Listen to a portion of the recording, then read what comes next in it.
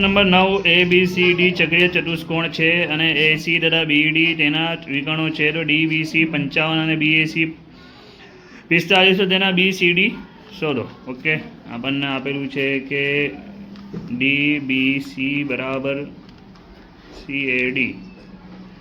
તે આપણે અહીંયા લખવાનું કે DBC CAD.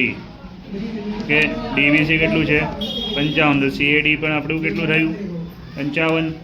તો અહીંયા લખવાનું કે BAC પ્લસ CAD બરાબર BAD. કે BAC કેટલું છે 45 ના 55, તો BAD કેટલું મળ્યું? BAD આપણને મળ્યું 100.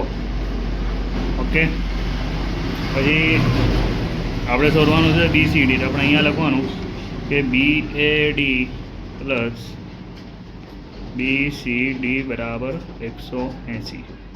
ઓકે, BAD આપેલું છે 100, BCD આપેલું નથી,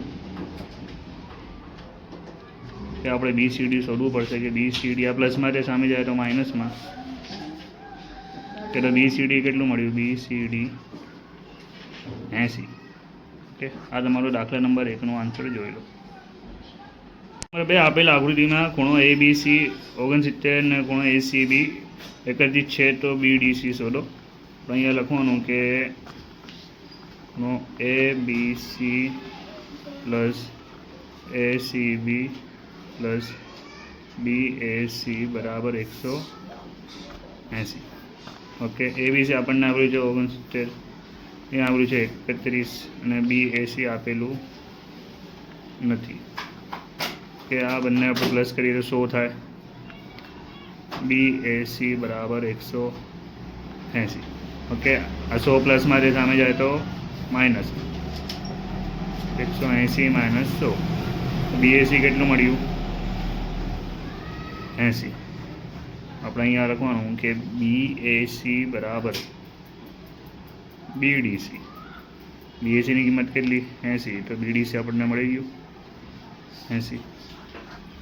જોઈ લો દાખલા નંબર 2નો આન્સર. દાખલા નંબર 3 આકૃતિમાં ACB બરાબર 40 હોય તો OAB શોધો. ઓકે, આપણને આકૃતિ પહેલેથી આપેલી છે. આપણે અહીંયા લખવાનું કે ખૂણો OAB બરાબર 2ACB.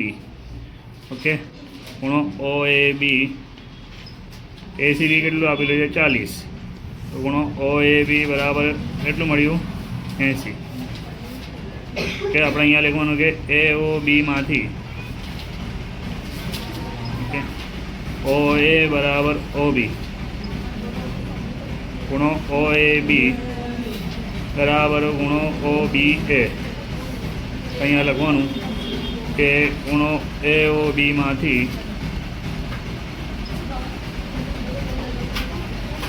OAB plus OBA plus AOB બરાબર 180. OAB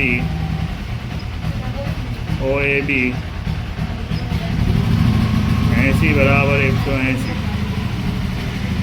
2OAB 180 માઇનસ 80, 2OAB બરાબર 100.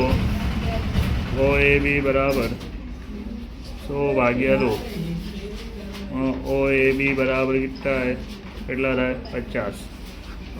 ઓકે, આપણે અહીંયા લખવાનું કે ખૂણો OAB OBA બરાબર 50.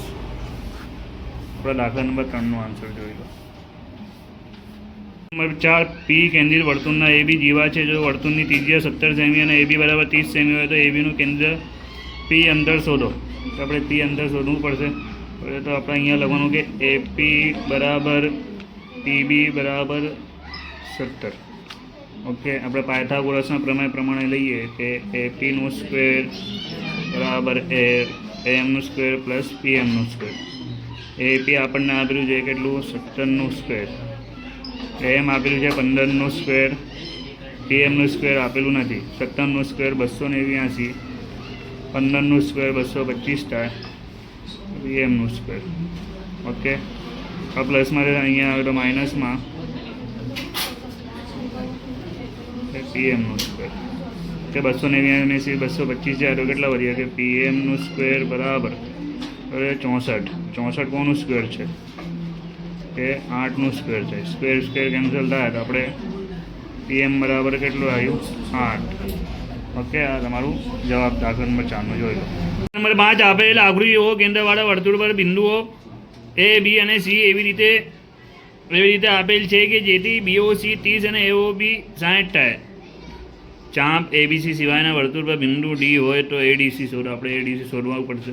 આપણે અહીંયા લખવાનું કે એઓસી બરાબર એઓબી પ્લસ બીઓસી. ઓકે, એઓસી આપણને આપેલું નથી. 60 પ્લસ 30 કે તો એઓસી આપણને કેટલું મળ્યું 90. ઓકે, આપણને આપેલું છે કે ખૂણો એઓસી બરાબર 2 એડીસી. ઓકે, એઓસી આપણને 90 આપેલું છે 2 એડીસી. બધી ગુણાકારમાં છે, નીચે આવે તો ભાગાકારમાં, તો અહીંયા લખી દઈએ આપણે કે એડીસી બરાબર 90 ભાગ્યા 2. આપણને 45 દુ 90 2 ગયા તો આપણને એડીસી કેટલું મળ્યું એડીસી બરાબર 45. તમારા દાખલા નંબર 5નો આન્સર જોઈ લો. આગલા નંબર છે ચક્રીય ચતુષ્કોણ પી ક્યુ આરમાં ખૂણો પી બરાબર આર પ્લસ 50 હોય તો પી અને આર શોધો. કે આપણને આપ્યું છે ખૂણો પી પ્લસ આર બરાબર 180. આપણને બી આપેલું છે ખૂણો આર પ્લસ 50 પ્લસ આર બરાબર 180. આપણને 2r પ્લસ 50 બરાબર 180. પ્લસ 50 પ્લસમાં છે, સામે જાય તો માઇનસમાં. ખૂણો આર બરાબર 130. ઓકે, આર આ બે નીચે જાય તો 130 મતલબ આર બરાબર કેટલું આવ્યું આપણી જોડે કે 65. ઓકે, પછી આપણે અહીંયા લખવાનું કે ખૂણો પી બરાબર આર પ્લસ 50. આર કેટલું છે 65 છે 50. તો પી બરાબર આપણું આન્સર કેટલું આવશે 115. ઓકે, દાખલા નંબર છે. ઓકે, વિડીયો પસંદ હોય તો લાઈક સબસ્ક્રાઈબ કોમેન્ટ કરી દેજો. હવે હું આગળની વિડીયોમાં વિભાગ સી સોલ્યુશન કરીશ.